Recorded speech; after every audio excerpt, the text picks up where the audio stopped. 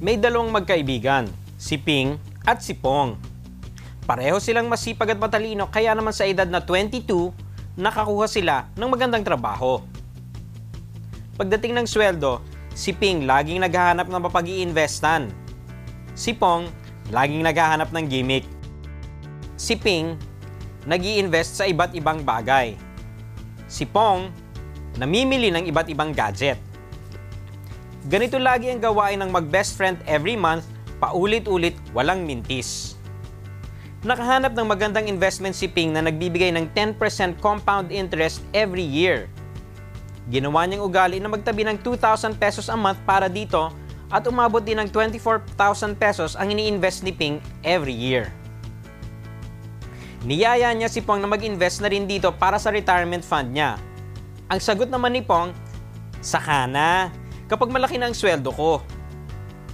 10 years later, sa edad na 32, na-realize ni Ping na gusto niyang maging full-time public school teacher.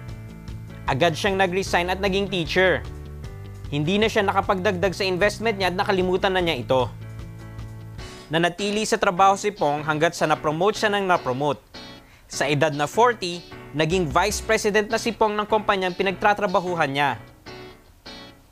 Magmula nun, nagsimula ng mag-ipon at mag-invest si Pong. Dahil marami na siyang extra money, nakakapag-invest siya ng mas malaki. Every year, 48,000 ang ini-invest ni Pong, doble ng kay Ping dati. At kumikita rin siya ng 10% na compound interest dito. 10 years din nag-impok si Pong. Hanggang sa edad na 50, na-realize niya na gusto niyang maging rockstar. Agad siyang nag-resign para maging musikero. Nagkaroon naman siya ng 3 album pero wala ni isa dito ang naging platinum. Hindi na din siya nakapagdagdag sa investments niya mula noon. Lumipas ang ilang taon bago muling nagkitang magkaibigan. At age 60, nagkitang magkaibigan. Isang teacher at isang rockstar. Can you guess kung sinong mas malaki ang naipon? Si Ping, maagang nag-invest pero maaga ring tumigil. Nakapag-invest siya ng 240,000 pesos over 10 years. Si Pong, late nag-invest. Nakapag-invest siya ng 480,000 pesos sa loob din ng 10 years. Sa 10% annual compound interest, more than 2 million pesos ang savings ni Pong. Pero sa totoo lang, mas malaki ang naipon ni Ping. Sa 10% annual compound interest, umabot sa 6 million pesos ang pera ni Ping. Halos triple ng naipon ni Pong. Because Ping invested earlier, his money had more time to grow. Kahit na maaga siyang huminto sa pag-invest, his retirement fund never stopped growing. Si Pong naman, even if he invested twice as much as Ping, his money did not earn as much kasi nga kaunti na lang ang panahon. Time is money.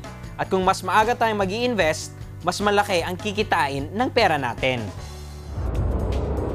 Whether you are young at heart, or a parent trying to teach their child the value of money, it is never too early to start investing.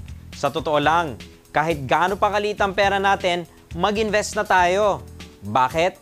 Dahil sa compound interest. Ano ang compound interest? Ito ang paglago o pagdoble ng pera sa mabilis na paraan. Dahil pati ang interest ng pera mo, kumikita rin ang interest. Sa madaling salita, ito ay interest on interest. For example, namimili ka kung saan mo invest ang iyong 1,000 pesos. Bank A offers 10% simple interest annually. Sa Bank B naman, 10% din pero compound interest at compounded annually. Saan ka mag-i-invest ngayon? Ang 10% ng 1,000 pesos mo ay 100 pesos. Ibig sabihin, sa Bank A, kikita kang 100 pesos taon-taon. Sa loob ng 10 taon, ang total na kikitain mo sa interest ay 1,000 pesos. Nadoble mo na pera mo. Pero magkano naman ang kikitain mo sa Bank B na may compound interest? Ang 10% ng 1,000 pesos mo sa unang taon ay 100 pa din. Walang pinagkaiba. Pero mula dito, malaki nang magiging pagkaiba. Bank B will let you earn interest on your interest. Ibig sabihin, sa pangalawang taon, ang pag-compute ng 10% interest ay hindi na lang sa 1,000 pesos na una mong pinasok, kundi sa 1,000 pesos plus sa 100 pesos interest na kinita mo ng year 1. Kaya't sa pangalawang taon, ang interest mo ay hindi lang 100 pesos kung hindi 110 pesos na. Sa year 3 naman, 121 pesos na ang interest. At palaki pa yan ng palaki as the years progress. Nagpapatong-patong na kasi ang interest, kaya palaki to ng palaki every year.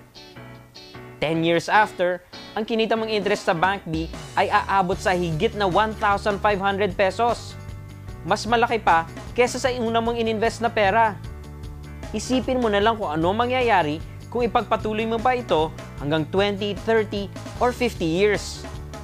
Kaya malaking bagay talaga if we start early. The earlier we start, the longer we can invest, the more money we can make. Ngayong naiintindihan na natin ang tungkol sa compound interest, we have more good news for you. Halos lahat ng pinag-uusapan natin dito sa Pesos and Cents, compound interest ang ginagamit. Kaya whether you invest in bank products, the stock market, or mutual funds, isa lang talaga ang diskarte dyan. Magsimula as early as you can. Because the earlier you start, the more money you can make. Kaya invest na. Now na!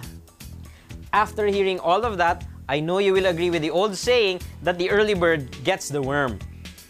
Ngayon, sa aming pagbabalik, itutuloy na natin ang ating series on technical analysis kasama ang ating mga kaibigan mula sa cityseconline.com. Kaya tutok lamang sa Pesos and Cents. Lahat na lang nag-aakyatan, bilitin tayo kasi baka maiwan ako. So, dapat ba hindi ginagawa yung ganon? No.